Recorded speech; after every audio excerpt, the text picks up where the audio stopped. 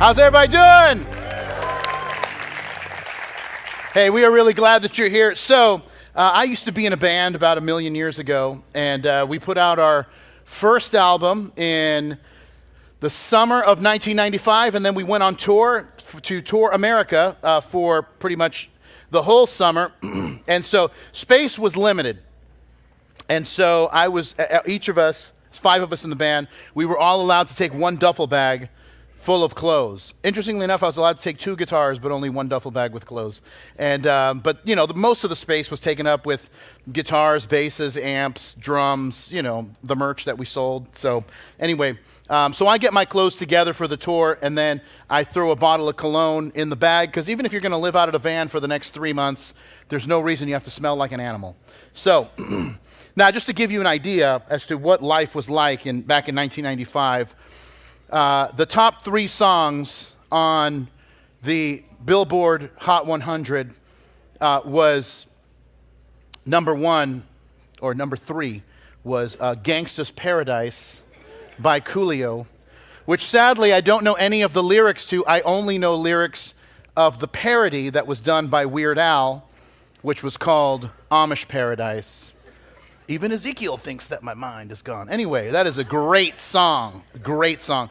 Anyway, number 2 song that summer was Kiss from a Rose by Seal. Baby! So that one. And then the number 1 song, this one's not going to surprise you, was Waterfall by TLC. Don't even think about chasing them.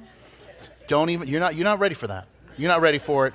So anyway, so that's the world at the time. So I threw my Jenko jeans into who remembers? Okay, these are my people right here. These are my people who remember Jenko jeans. Jenkos are making a comeback. I don't know if you knew that. They're not making a comeback with me, but they're making a comeback with others in society. And so I put my Jenko jeans in there, and then let me show you a picture of the cologne that I took. Now this was, I don't know if I even needed to say what cologne it was if it was 1995, because in 1995, this was the only cologne. This was Dracar's Prime. And I was ready to brighten every room I walked into with that very light fragrance. And so now the problem is, there was a problem to the Dracar bottle design. And I don't know if you know this. Now, the Dracar bottle kind of came like that, but really the bottle, once you took the cap off, it kind of came up like this, and then it had this little kind of nozzle, and then the top of this had like this little thing that stopped up the bottle to keep it from leaking. Well, anyway, my cap was broken, but that's okay, because I strategically put a piece of tape right here, and that was supposed to solve all of my problems. So, with my Dracar bottle, with the secure piece of Scotch tape that I put on there, I threw it in the bag, and that was it. Left for the tour. Now, my bag somehow, when it got thrown in on top of everyone else's, but got thrown in on top of everyone else's upside down. Well, when they did that, this once again is not my fault, it's the other guys in the band, the little piece of tape that I had secured, the cap, became dislodged. And then my bag now started leaking Dracar everywhere. And it leaked through my bag and into the bag of every other person that I was in a band with. And so we had not even left Palm Beach County to when people started yelling, dude, what stinks in this van? Now, you got to understand something about me. I have a horrible sense of smell. And so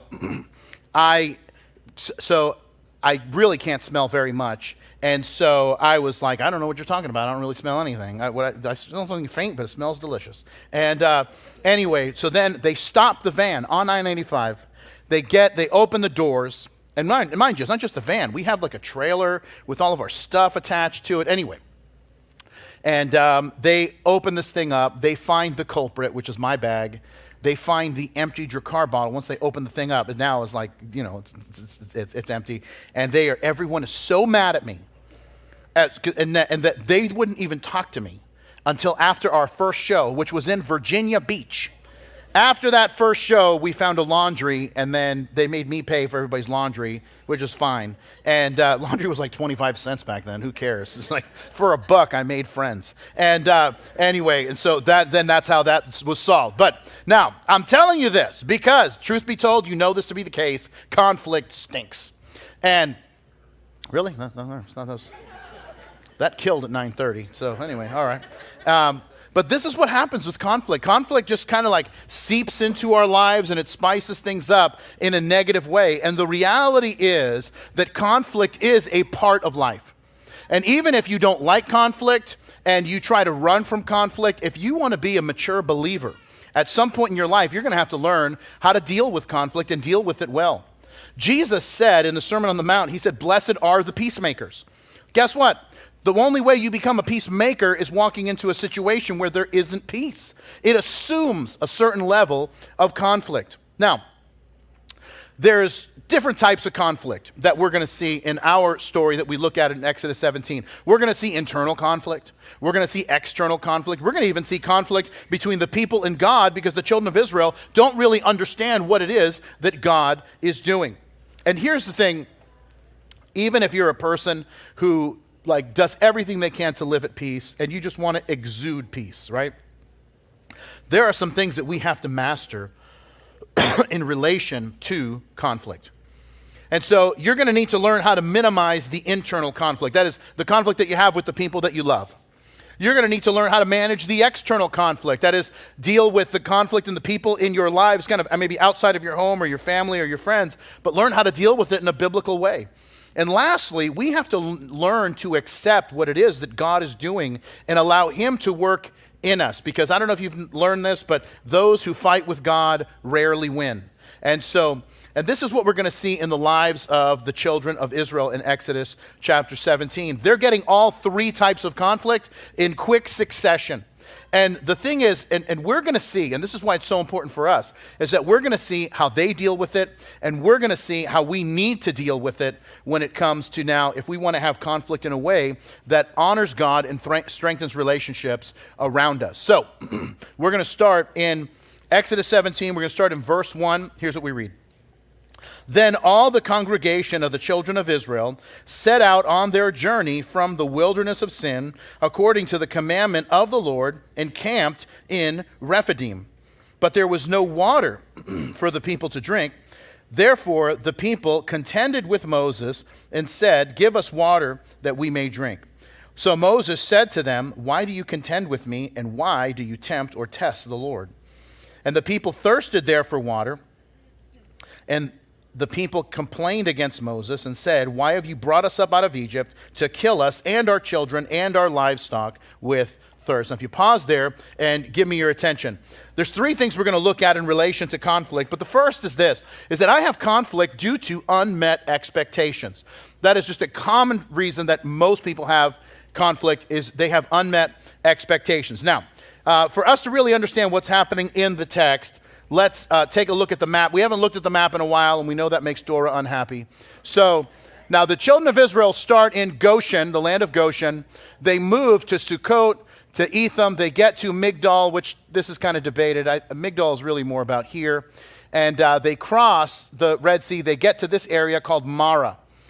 They keep going. Remember, now if you remember, they cross the Red Sea. They get to Marah. This is the place where they drank water, but it was bitter. But then they get to this place called Elim. And Elim is a place where it was a place of palm trees, and it was a place that had 12 wells of water where all of their needs could be met.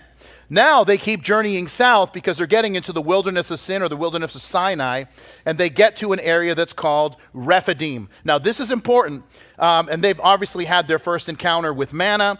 They get to Rephidim, and what's important is, the thing you got to know about Rephidim, the reason it's called that is because Rephidim in Hebrew is a word that means rest place or resting place. The problem is they get to their rest stop, and there's no water. And by the way, when it says that they cried out and complained, there's nothing wrong with making your need known to God. He's already aware, by the way, so it's not like you're going to hit him with new information.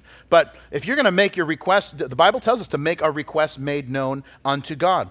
But if you're going to make the need known, share it with the one person who can meet the need. But they don't want to share the need. They want to complain. And they complain to Moses that you have brought us out into the wilderness to kill us. Now, I want you to notice this because this matters. They are not sharing the need. Instead, they're complaining about what they don't have. And then they're ascribing an ill motive to the person that they believe is responsible.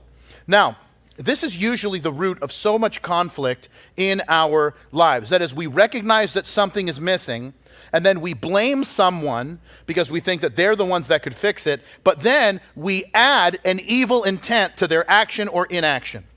And there's something powerful here that will stop in your life. Listen, if you will make a decision that you're going to stop fighting with the people in your life and start fighting for the people in your life, that little switch will transform your relationships.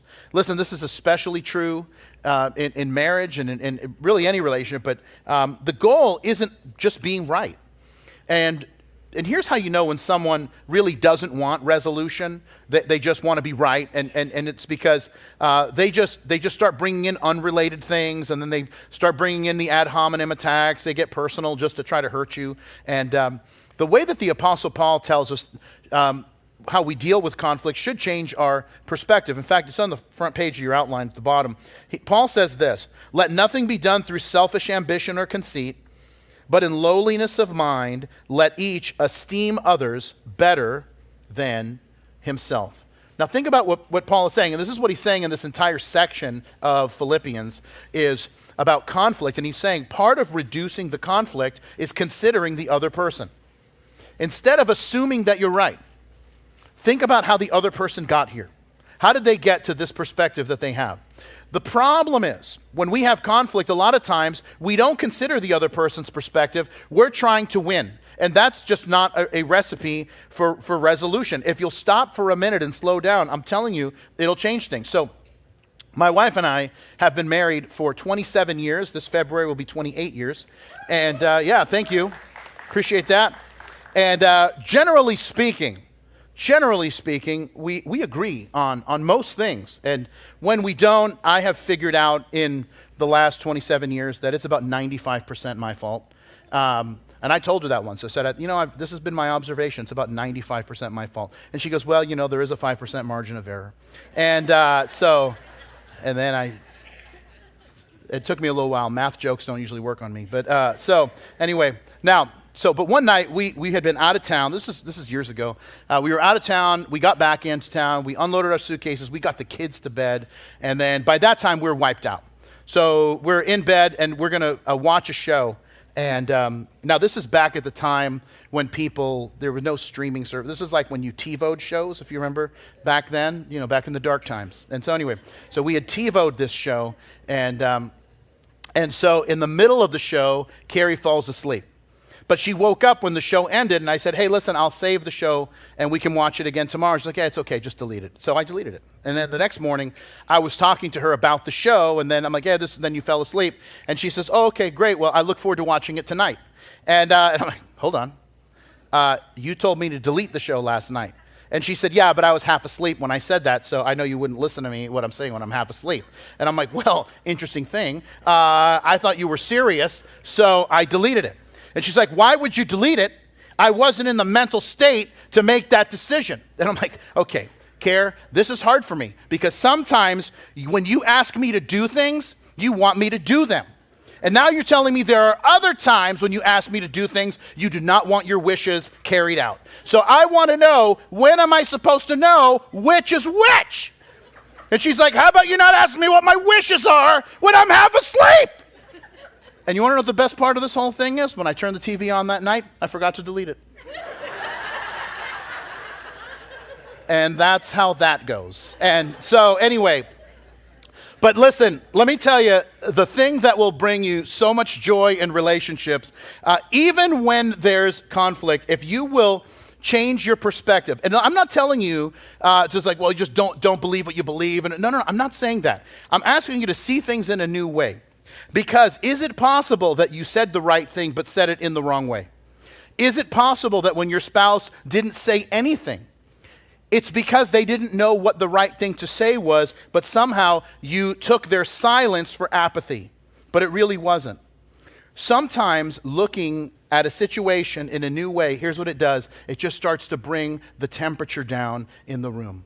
And I'm not saying you don't have to believe what you believe, and it means that I'm not saying that we push conflict under the rug. I'm simply asking you if you will just slow down a little bit and consider where the other person sits. And it's like, how did they get to the perspective that they got to? I mean, that matters. At worst, it will help you see where they got to, how they got to that conclusion. At best, it's going to give you some empathy for where they are. We get, in our story, the children of Israel, they get to Rephidim, there's no water, and they just assume, they ascribe this motive, Moses, you brought us here to kill us. Now that is, it's pretty extreme, but have you noticed that nobody asks, like, do you know that Moses is probably thirsty too? He didn't have a canteen with him that nobody else knew about. He did not have a Stanley Cup at the time. It's like, well, you guys are thirsty. We'll see something about how we fix this for you guys. That's not how it worked. But nobody asked him if he's thirsty. Instead, I want you to imagine what this scene would have looked like if they walk up and they're like, hey, Moses, everyone is really thirsty. We're guessing you're probably thirsty too. What can be done? See how that just, now you're acknowledging where the other person is, you're stating where you are, but now it's like we're doing this together. It would have changed everything. But listen, instead they led off with being accusatory, they led off with ascribing an ill motive, and if you want to resolve conflict before it starts, listen, slow down, consider the other person, and it's going to lower the temperature in the room. You're like, I don't want to do that. Well, then buy some boxing gloves on Amazon. That's my other option then. All right, look what happens in verse 4. So Moses cried out to the Lord, saying, what shall I do with this people, for they're almost ready to stone me? And the Lord said to Moses, go on before the people and take with you some of the elders of Israel, and take in your hand the rod with which you struck the river, and go. Behold, I will stand before you there on the rock in Horeb, and you shall strike the rock, and water will come out of it, and the people may drink.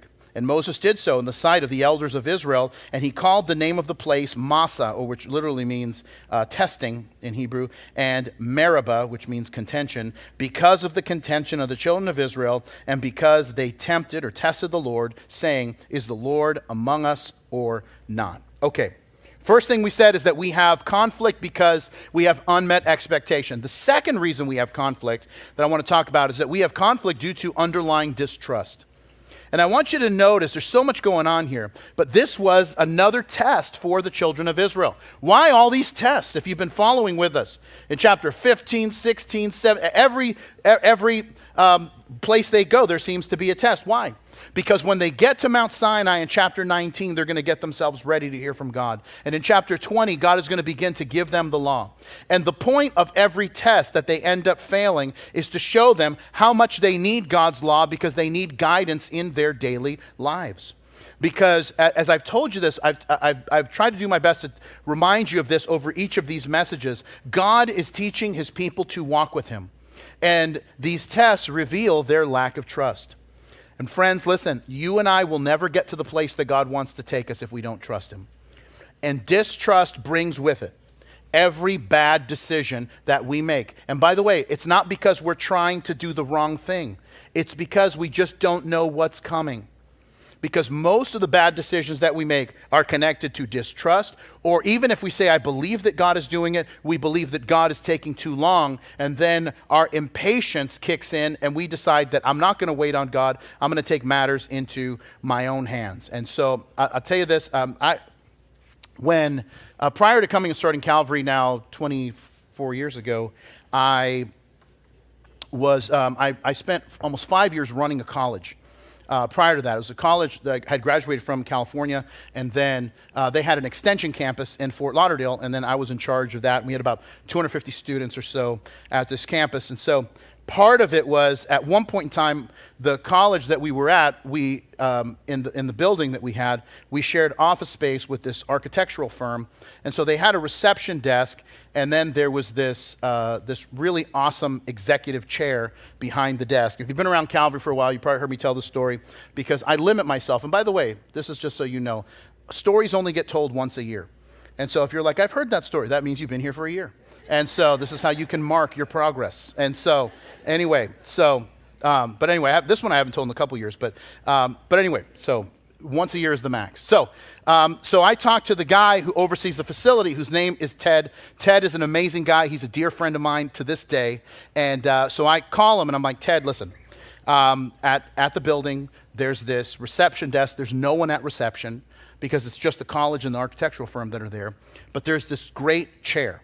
The chair that I have in my office is broken, and because it was broken, it leaned to the side. I was trying to figure out, like, why am I 24 years old with back problems? And it's like, because I was like this 10 hours a day. So anyway, so I'm like, can I just have, can I have the chair? And he's like, I don't think it's a problem, but I'm going to have to ask a couple people, so give me some time to figure it out. So when he says give me some time, I'm thinking this afternoon. So anyway, a week goes by, I don't hear from him. And I don't know if you've had a moment in your life where you ask somebody something and they're like, yeah, let me get back to you. But then there's like an awkwardness of like, do I ask again? Is it too soon to ask again? If I ask again and then they forgot, they might get upset. So I'm in a weird zone and I'm not really sure. So 2 months go by and nothing. And now I'm just like, he forgot. And I'm annoyed that he forgot because I'm sitting in this horrible chair all the time. So after 2 months, I said, that's it. I decided on my lunch break, I drive down the street or a couple miles away to an Office Depot, which was it was on the same street. I go to the Office Depot and I just buy a chair. I strap it to the roof of my 1987 Chevy Cavalier that I had. If you ever heard the story of the car that was infested with cockroaches, that's the one. So anyway, my Roachmobile, I strap it to the roof of the car, and I'm driving back to the office. As I'm driving back to the office, the rope comes undone. The chair starts rolling down Commercial Boulevard.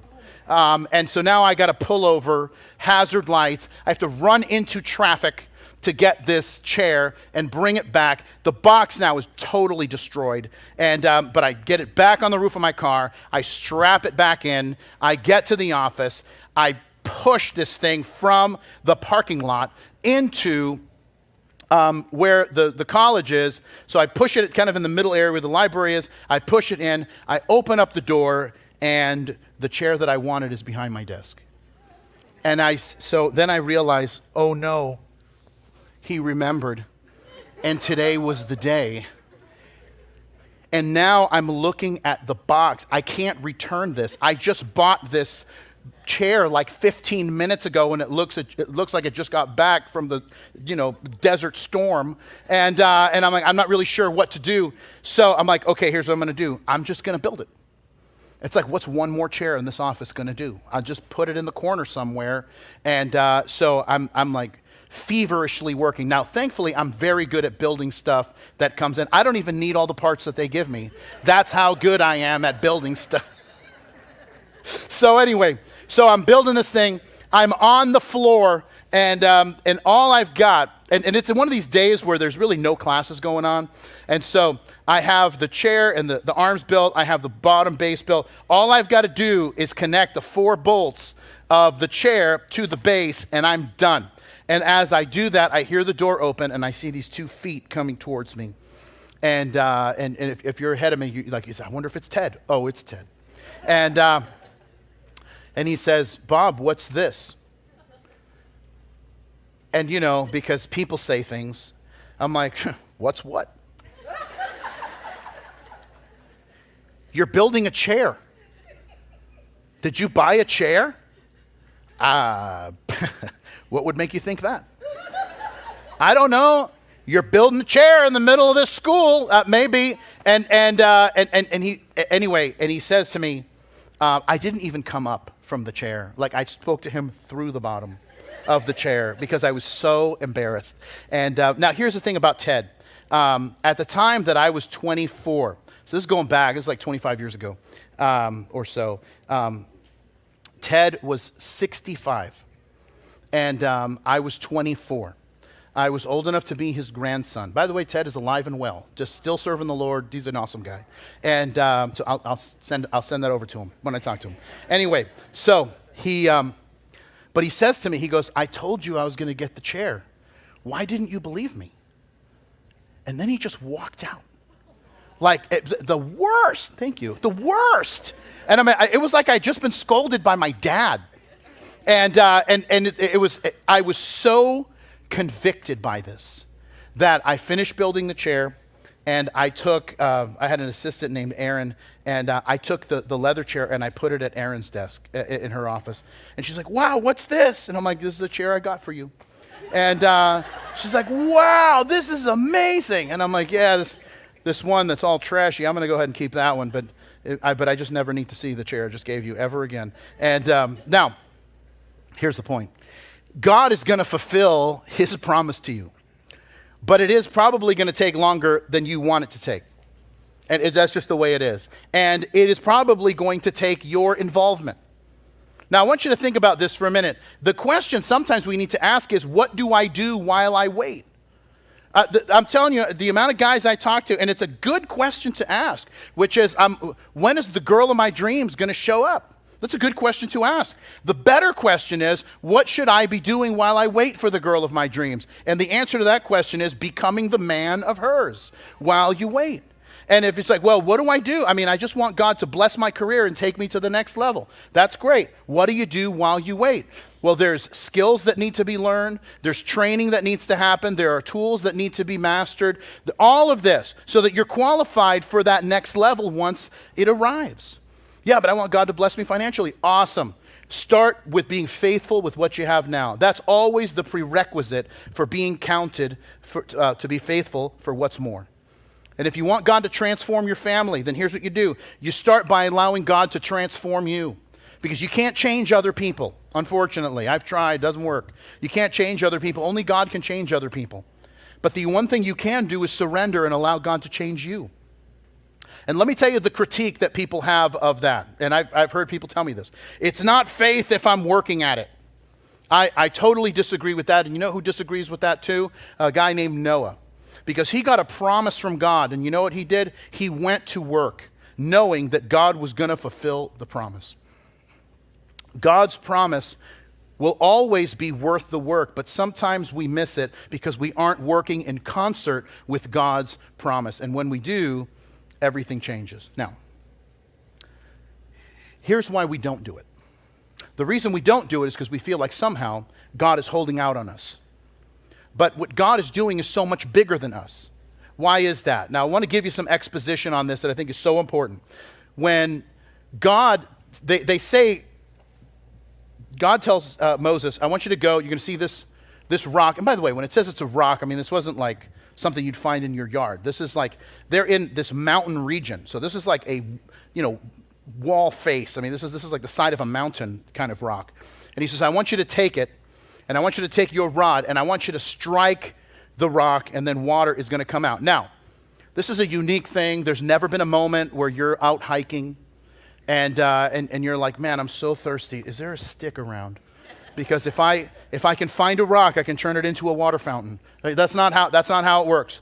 But this is meant to be an illustration about something bigger that God is doing. And by the way, this scene is going to find its way back into Israel's story back in Numbers chapter 20, where the people are again thirsty, and God is going to tell them to do something a little bit different. The first time what we read here is God says, strike the rock. Look what it says in Numbers 20. He says this, speak to the rock before their eyes, and it will yield its water. And thus you shall bring water for them out of the rock and give drink to the congregation and their animals. This time you're not supposed to strike the rock. You speak to the rock. How you speak to a rock to make it give water, I'm really not sure. As curious as I am, we are not given the password or whatever as to how that happens. Like, hi, how are you? Excuse me, I'm here, Rock, Mr. Rock, Dwayne. I'm not really sure how you like to be addressed, but I would like some water on the rocks, please. And so, anyway, dads, feel free to use that one later. And but it's funny, Moses doesn't do that. He gets so angry, and look at what he says in Numbers 20, verse 10. He says, "Hear now, you rebels.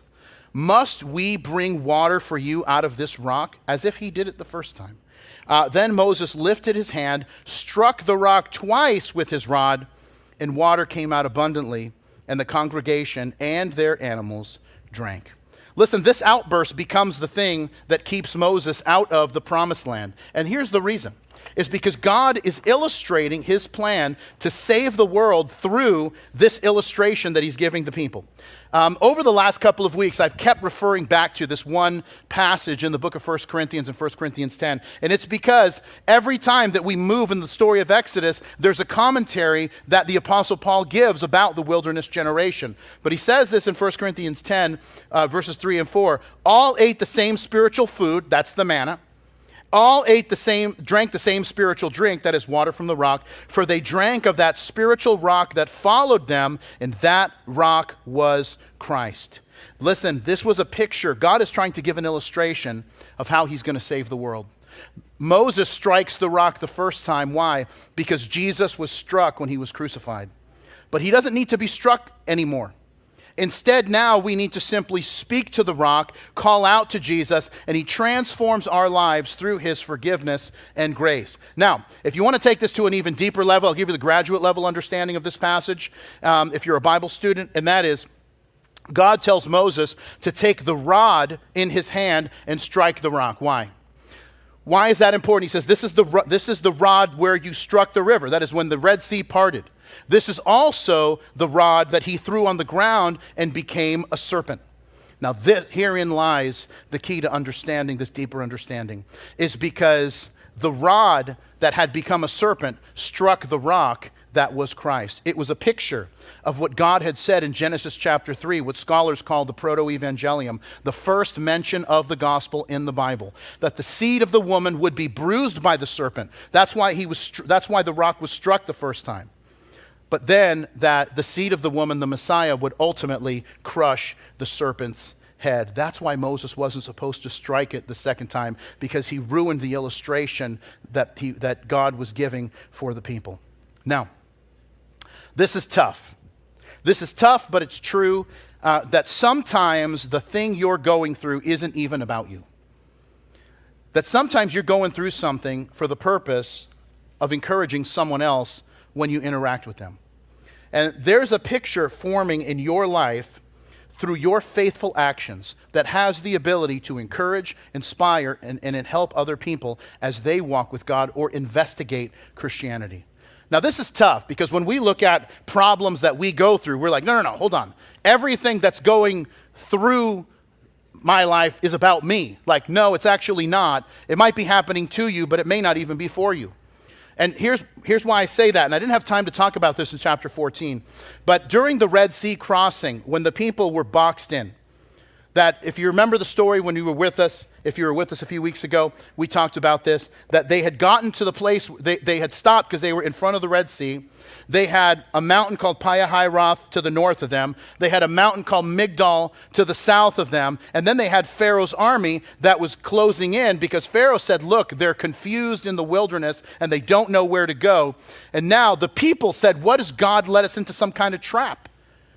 And then here's what God says to Moses in Exodus 14:4. I will harden Pharaoh's heart so that he will pursue them, and I will gain honor over Pharaoh and over all his army, that the Egyptians may know that I am the Lord. Did you catch that? It wasn't even about them. It was about God being honored by the Egyptians. And listen, did God use it in their lives? Of course, because God uses everything. But the point is, don't underestimate that people are watching your life. And not only are they watching your life, they're making decisions as to what they believe about God based on your life and how you trust and obey him during difficult seasons. And this is why in 2 Corinthians chapter 3, Paul tells the church at Corinth this. He says, you yourselves are our letter, written on our hearts, known and read by everyone. You show that you are a letter from Christ, the result of our ministry, not written with ink, but with the Spirit of the living God, not on tablets of stone, but on tablets of human hearts. Friends, there are people who are never going to read the Gospels according to Matthew, Mark, Luke, or John, but they're going to read the Gospel according to you. And most people who come to faith in Jesus have an encounter with someone who knows Jesus, and that person's life inspires them to follow Jesus. And so maybe some of the tough things that we're going through, while happening to us, aren't even primarily for us. And that even so someone else could look, and that even when life isn't perfect, they can see that even in life's difficulties that we can still have joy, peace, and hope. And so they experience this water from the rock, and then you know what they get? They get another conflict to know how to deal with. Look what happens in verse 8, and then we're going to close. He says this, "Now Amalek came and fought with Israel at Rephidim, and Moses said to Joshua, 'Choose us some men and go out, fight with Amalek, and tomorrow I will stand on top of the hill with the rod of God in my hand.' And Joshua did as Moses said to him and fought with Amalek. And Moses, Aaron, and Hur went up to the top of the hill. And so it was when Moses lifted up his hand that Israel prevailed. And when he let down his hand, Amalek prevailed. But when Moses' hands became weary, they took a stone and put it under him. And he sat on it. And Aaron and Hur supported his hands, one on one side and the other on the other side. And his hands were steady until the going down of the sun. So Joshua defeated Amalek and his people with the edge of the sword. And then the Lord said to Moses, 'Write this for a memorial in the book and count it in the hearing of Joshua, that I will utterly blot out the remembrance of Amalek from under the sun.' And Moses built an altar and called its name. In Hebrew, it's Yahweh Nisi. And in English, it's 'The Lord is my banner.' For he said, 'Because the Lord has sworn, he will have war with Amalek from generation to generation.'" If you pause there, here's where we're going to bring it to a close. Lastly, I have conflict due to unresolved issues. Okay, let's talk about who's fighting. We have Israel and Amalek. The Amalekites are the descendants of a guy named Amalek, who was the grandson of Esau. Now, I'm going to start mentioning some names, so let's do a little family tree here if we can. Okay, now, here's Abraham. You've heard of him. His wife Sarah. They have a child named Isaac. Isaac marries Rebekah, and they have twin boys, Esau and Jacob. Okay, Jacob is the younger. He goes on to have 12 sons and a daughter, but he has 12 sons that become the 12 tribes of Israel. He is the one that is a little more spiritually minded. Even though he is the younger, he ends up stealing the blessing from his brother Esau. Now, what does that mean, the blessing? That means a double portion of the inheritance and his father's blessing and leadership of the family. Esau's a guy that never really cared about spiritual things. When he saw that his brother got the blessing, he decided to go out and start marrying people from his descendant Ishmael, which is his uncle, and Isaac was his dad. Ishmael was his uncle. So he marries a woman named Mahalath. Now, here's the thing about Mahalath. Then you say, well, I can't believe you're going to go through a whole genealogy. This is hilarious. That's why I'm going to tell it to you. Her name is Mahalath.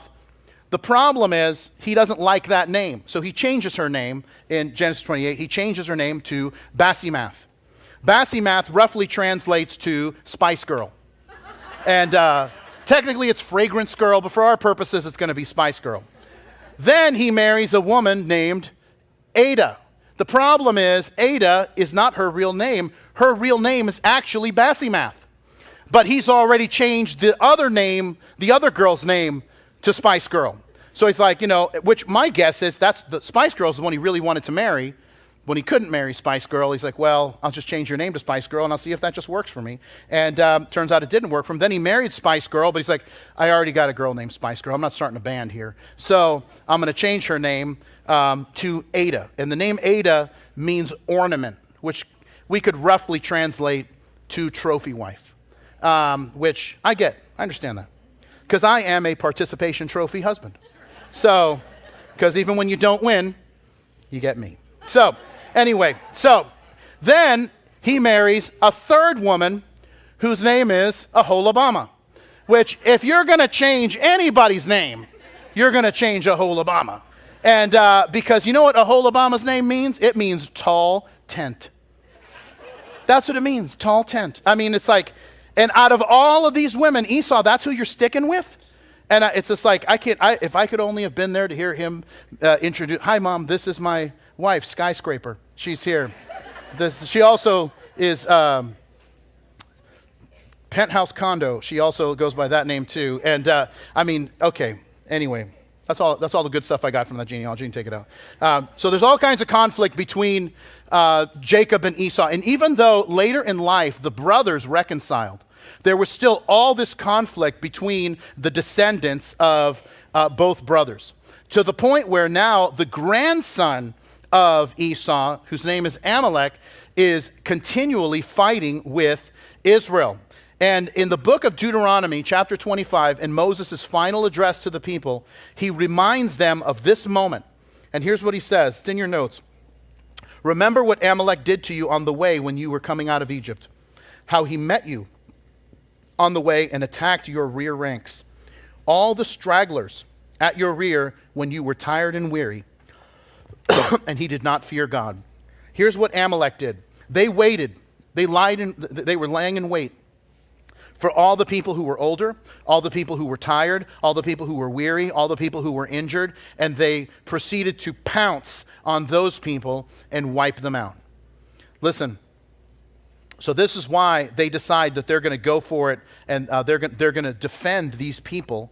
And so they go into this battle. Joshua goes into the battle with some men, but as they're holding, he says, I'm going to go on the hill holding the rod up. And here's what happens is that, and you say, well, what does that mean? And why does it matter? If his arm's up, they were winning. If the arm's down, they weren't winning. It was a picture. It was a picture. The rod was a symbol of God's personal involvement in their lives and the power of God that was available to them. And it's a picture for us of when we do the practical things that bring victory into our lives and then pray without ceasing, God then does the things that only he can do. But both are necessary. We've got to go in and do what we're supposed to do, and then at the same time pray for God to do what we want him to the things that only he can do. Because listen, sometimes we will just act without knowing what God wants us to do, and that is a disaster. And a lot of times people will say that, I'm going to worship my own way, I'm going to do whatever I want, I'm going to be a Christian in my own thing, and that's not the way. We don't get to decide that. You see, I remember when my daughter Mia was about 3 years old, and we were in the backyard playing baseball, and so I throw the pitch, and she crushes it. And then she proceeds to run to third base. And I'm like, no, you can't, you got to run, no, you don't go left. You got to run, you run to first. You always run to first, and then you run, around the bases. She's like, Dad, this is new baseball. And I'm like, no, it's really not. It's even, just because you say it is, doesn't make that to be the case. And lots of times people do that. They just kind of make it there. Yeah, that's just the way I do it. Like, the problem is when you do it that way, you miss, you never experience the freedom of playing. You never experience the fun that comes from playing things and doing things the right way that God wants you to do it.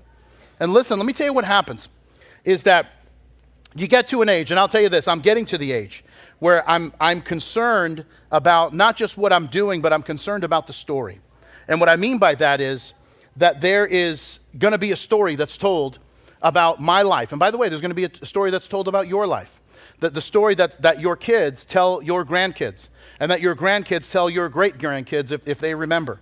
And but I think about that. I think about the story that's told. I think about what happens here 150 years after I'm gone. And I want my story to be that I did the right thing even when it was hard. And that I was faithful to my family and faithful to my calling, and that the people who knew me best loved and respected me most. And that's why, and I do this, I ask my kids these questions, and sometimes it's a little odd, but it was probably about 5 or 6 years ago that I started asking my kids this one question. I started asking them, like, how's your childhood going?